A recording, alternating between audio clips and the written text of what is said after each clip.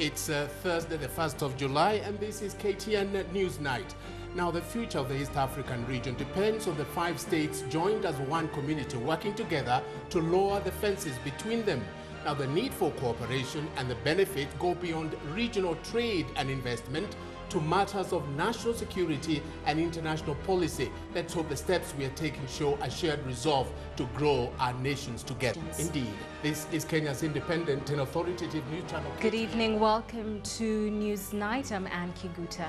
Good evening. I'm Joroge Mwaura. The East African Community Common Market Protocol has opened up a world of opportunities for the citizens of Kenya, Tanzania, Uganda, Rwanda, and Burundi. But what exactly does it mean to you or your business? As KTN's Noah Otieno found out from the architects of the treaty, you will have to wait just a little longer while for some of its benefits.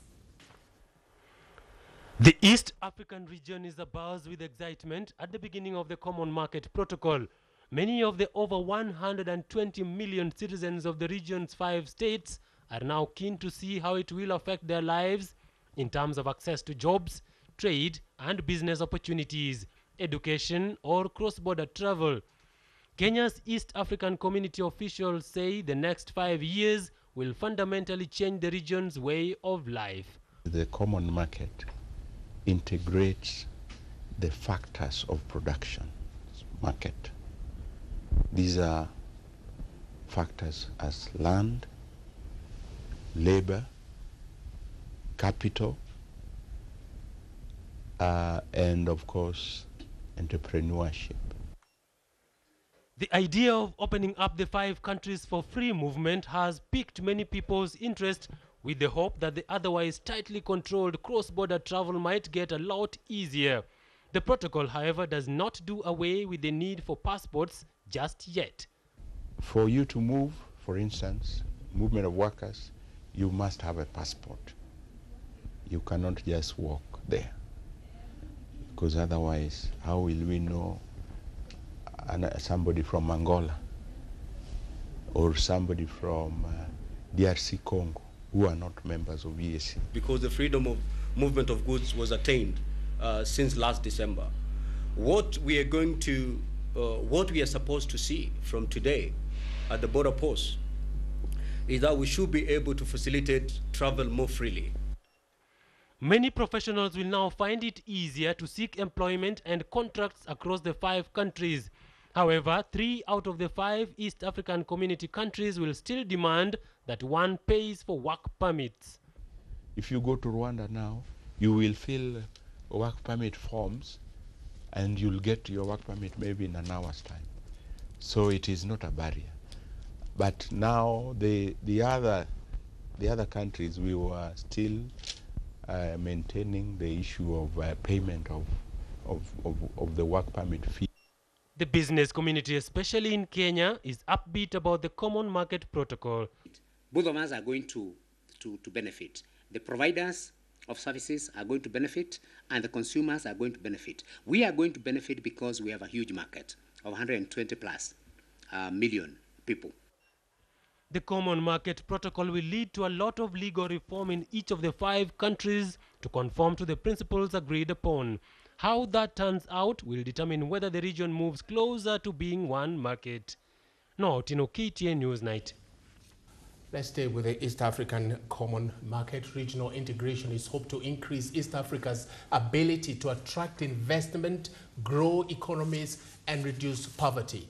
But even with the ushering in of the Common Market Protocol at midnight yesterday, little seems to have changed. The 5 member countries are yet to make the necessary changes to their laws on immigration, labor, and customs, among others. Evelyn Wamboi was at Namanga at the Kenya-Tanzania border to look into these issues and filed the following report. The essential details of travel between the 5 East African Community states remain. A valid passport or East African Community permit must be presented at immigration offices at any point of entry, approved and stamped before you are allowed through. This contrary to a now popular belief that freedom of movement means one can enter or leave a country as they please. Following the implementation of the EAC Common Market Protocol Thursday, it will take a little bit more time and effort before the situation even comes close to complete freedom. Each partner state must come up with an identity card that is electronically readable, that will now allow free movement of people from one country to another.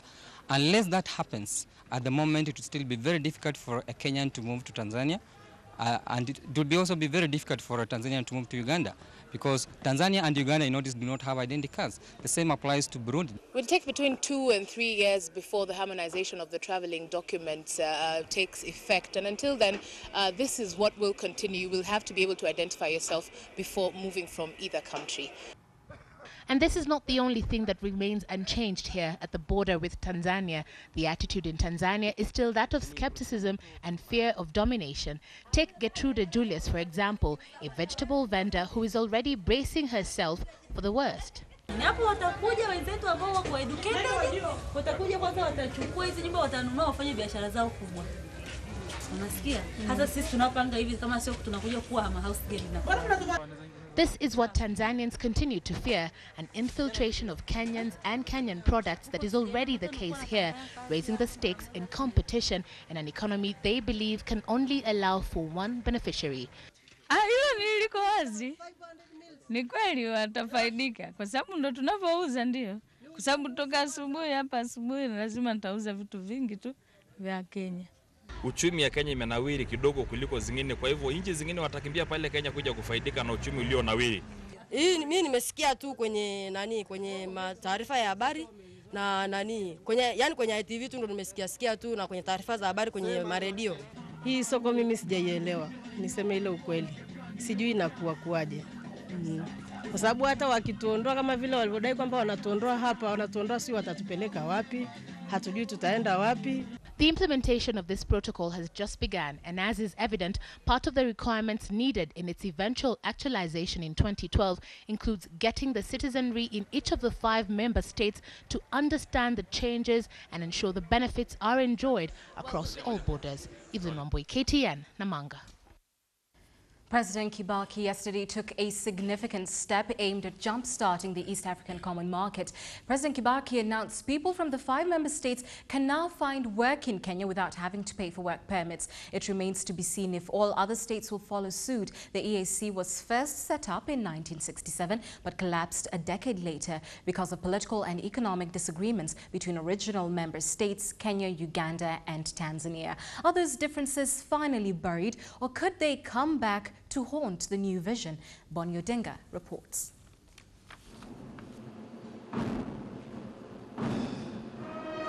With his announcement that now enables East Africans to work in Kenya without work permits, President Kibaki has in effect upped the ante on an initiative originally kicked off by Rwanda.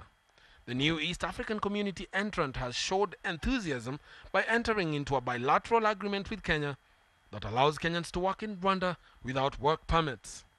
In this regard, I am directing the minister responsible for immigration to waive fees on work permits. The hitherto lackluster EAC Union was first set up in 1967 but collapsed a decade later because of political and economic disagreements between original member states Kenya, Uganda and Tanzania. It is those historical suspicions that could still dog the newly found enthusiasm. Some East Africans in Tanzania, for example, have misgivings about their Kenyan neighbors. The two countries have largely walked different ideological, political and economic paths. Kiangalia ni kwamba kama Tanzania hakuna viwanda, ina maana Kenya watachukua viwanda vyao na vitu vyao vyote watavileta Tanzania. Kwa hivyo ndio wanaposema au inaposema kwamba itakuwa inawezekana ikawa Tanzania ni dumping place, of course kwa njia moja au nyingine inawezekana. But the renewed quest for a common market, monetary union and eventually political federation could benefit the bloc with greater market opportunities for member states. A combined population of 126 million people and a combined GDP of 75 billion US dollars. With Kenya's fairly advanced economy, Uganda's newly discovered oil deposits, and Tanzania's vast, fertile land and other natural resources, the bloc is a sleeping economic giant. Boni Odinga, KTN Newsnight.